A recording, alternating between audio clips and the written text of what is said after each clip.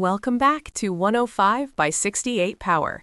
In the previous episodes, we laid the foundations of this series by clarifying what ownership really means in football and why people choose to own clubs even when the financial logic often seems irrational. Today, we take that discussion one step further. We focus on one of the most common, powerful, and controversial ownership models in football, one-man ownership, often referred to inside clubs as the one-man show.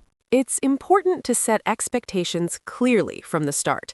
This episode is not about judging owners as good or bad, generous or selfish, competent or incompetent. Exactly. We're not analyzing personalities or intentions here. We're analyzing structure and what different structures produce over time. The core question we're asking today is simple, but uncomfortable. What actually happens when ultimate power inside a football club is concentrated in a single individual? And just as importantly, why does football keep producing and often rewarding this model, even when its risks are well known? Let's start by being precise about definitions, because this is where misunderstandings usually begin. When we talk about one-man ownership, we're not talking about legal forms or exact shareholding percentages. We're talking about real control, about who ultimately decides strategy, budgets, senior appointments, dismissals, and how much risk the club is willing to take. In a one-man show, boards may exist. Executives may hold impressive titles. Governance structures may look professional on paper. But in practice, all roads lead back to one person. There is always a final veto, and everyone inside the organization knows exactly where it sits. That's the key distinction. This is not shared governance, even if it appears that way externally. It's personalized governance. The club doesn't operate as an institution, it operates as an extension of one individual's judgment, priorities, and personal worldview. And it's crucial to say this clearly.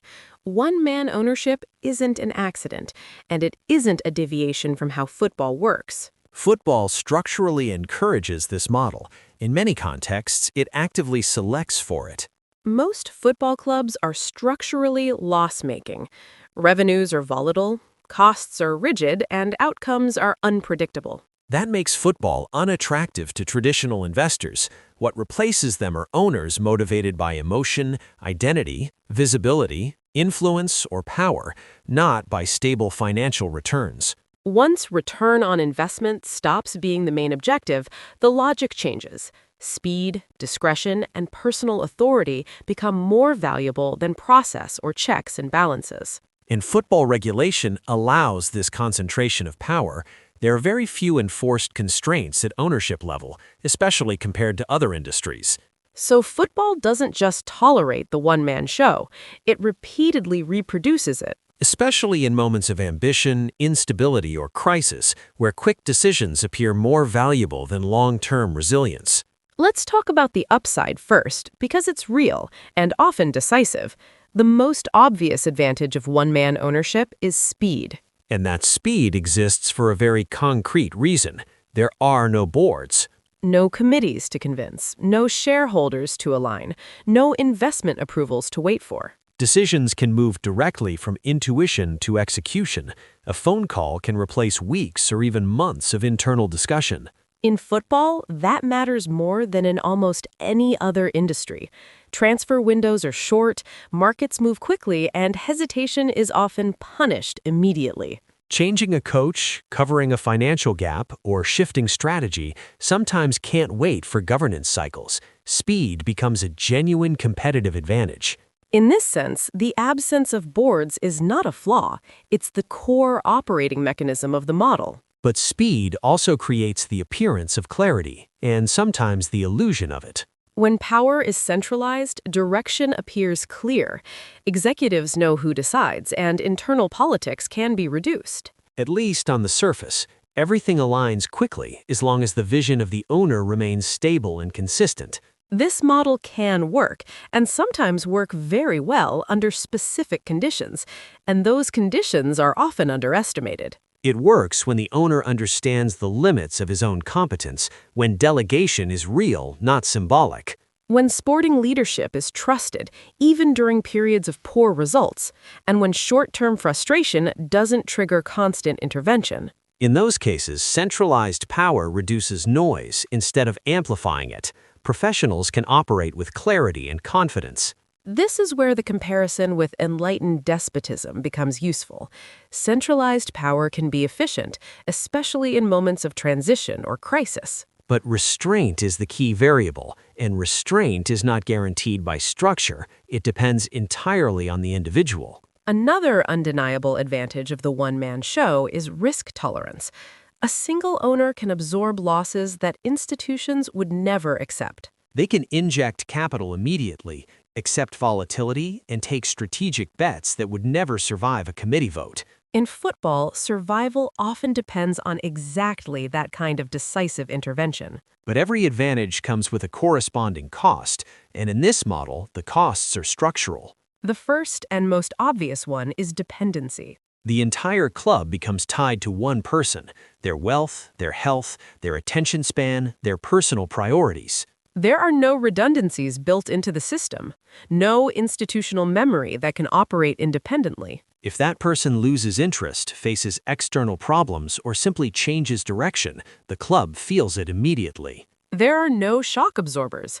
When the person wobbles, the organization wobbles. There's a second risk that's often underestimated in one-man ownership: influence.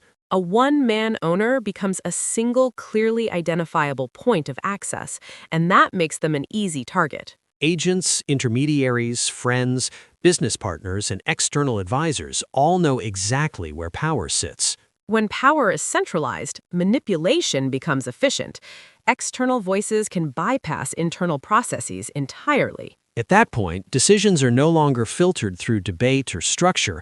They're shaped by proximity, persuasion, and trust, deserved or not. And slowly, the club loses its internal decision-making immune system.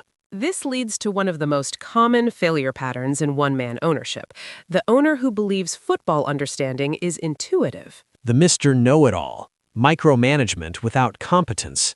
The owner starts intervening directly in areas he doesn't master: transfers, coaching decisions, sometimes even tactical preferences. Delegation disappears. Professional roles still exist, but their autonomy doesn't. This is not involvement, it's interference. And once authority replaces expertise, mistakes stop being isolated events. In a one-man show, delegation is not structural.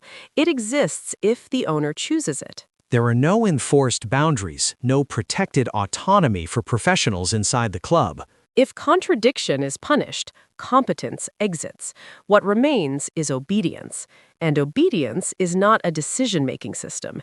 It's a risk amplifier. So it's important to be precise. This model isn't universally wrong, but it is highly situational. It works best when the owner has a genuinely long-term horizon, not just financial patience, but emotional patience as well. When dissent is tolerated, expertise is respected, and delegation is protected. When ego dominates structure, when daily involvement becomes the norm. When the club exists to confirm the owner's intuition rather than challenge it. At that point, the one-man show becomes a liability rather than an asset. So why does football keep returning to this model despite all these risks? Because football rewards decisiveness immediately and delays the consequences of fragility. Success arrives faster than failure, and when failure comes, responsibility is often displaced. Managers, players, referees, bad luck, rarely structure. There's also a governance vacuum: weak enforcement, limited oversight, and almost no succession requirements. Which makes personal authority the simplest solution, especially in moments of crisis. Add emotional capital to the equation, and the one-man show becomes even more attractive. Until the same concentration of power becomes the problem, but by then, dependency is already deeply embedded. So, one-man ownership isn't a flaw in football. It's the system responding to its own weaknesses. And like every response, it comes with unavoidable trade-offs. Boards are replaced by speed. Process is replaced by intuition. Delegation is replaced by control. Continuation is replaced by personality. The model can build fast, act decisively, and survive short-term shocks. but it struggles to self-correct, to filter influence, and to outlive the individual at its center. In football, centralized power often wins faster. And only institutions can protect clubs from the limits of the people who own them.